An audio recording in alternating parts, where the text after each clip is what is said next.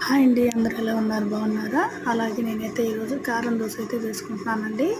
కారం దోశ కోసం నేనైతే దోశ పిండిని అయితే ముందుగానే ప్రిపేర్ చేసి పక్కన పెట్టుకున్నాను. ఈ దోశ పిండి ఏంటంటే 1 గ్లాసు మినపప్పుకి 3 గ్లాసులు స్టోర్ బియ్యం ఉంటాయి కదా, అవైతే వేసేసుకొని అందులోనే 1 స్పూన్ మెంతులు, అలాగే 1 స్పూన్ అయితే పచ్చిశనగపప్పు వేసేసుకొని ఒక 4 గంటలు అయితే నానబెట్టుకొని పక్కన పెట్టుకున్నాను.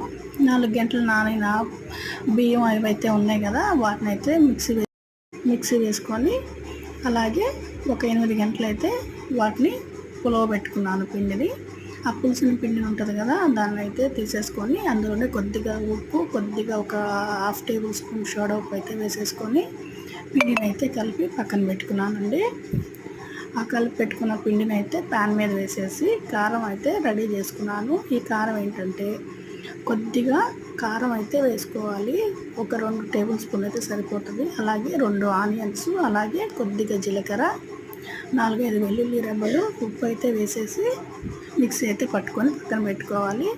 ప్యాన్ మీద దోశ వేసుకొని ముందుగానే రెడీ చేసుకున్న కారం ఉంది కదా, ఆ కారాన్ని అయితే దోశ మీద అయితే పూసాను. కొద్దిగా ముందుగానే వేసాను అనమాట కారాన్ని.